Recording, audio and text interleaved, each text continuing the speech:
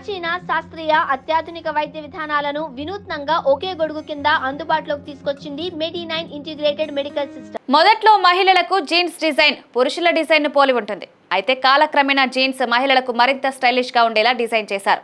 పురుషుల జేబుల యొక్క ముఖ్య ఉద్దేశం వస్తువులను ఉంచడం. అయితే మహిళల పాకెట్స్ మాత్రం స్టైల్ కోసం డిజైన్ చేశారు. మహిళలు జీన్స్ ధరిస్తే స్టైల్ ఉండడం కోసం ఇలా డిజైన్ చేసినట్లు నిపుణులు చెప్తున్నారు. స్త్రీల శరీర నిర్మాణం పురుషుల కంటే భిన్నంగా ఉంటుంది. డీప్ పాకెట్స్ స్త్రీల శరీరాలను అసమతుల్యతగా కనిపించేలా చేస్తాయి. అంతేకాకుండా వారి బాటమ్స్ ఫ్లాబీగా కనిపిస్తాయి.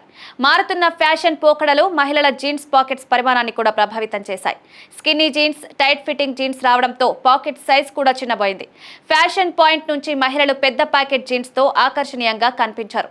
అందువల్ల మహిళలు ఆకర్షణీయంగా కనిపించేలా చేయడానికి చిన్న పాకెట్ జీన్స్ డిజైన్ చేశారు. పెద్ద లేదా అందమైన బ్యాగుల్ని మహిళల ఫ్యాషన్లో భాగం చేయడానికి జీన్స్ ప్యాకెట్లను చిన్నవిగా డిజైన్ చేసినట్లు నిపుణులు చెప్తున్నారు. చిన్న పాకెట్స్ కారణంగా మహిళలు ఎల్లప్పుడూ తమతో పర్స్ లేదా బ్యాగ్ని తీసుకువెళ్ళాలి. దీనివల్ల జీన్స్ మాత్రమే కాదు, చాలా మంది మహిళలు బట్టలకు పాకెట్స్ ఉండవు లేదా చాలా చిన్నవిగా ఉంటాయి. ఇప్పుడు కాస్త ట్రెండ్ మారింది. ఇప్పుడు మహిళల కోసం అనేక జీన్స్ కూడా మార్కెట్లో అందుబాటులో ఉన్నాయి. ఇవి లోతైన పాకెట్స్ కలిగి ఉంటాయి.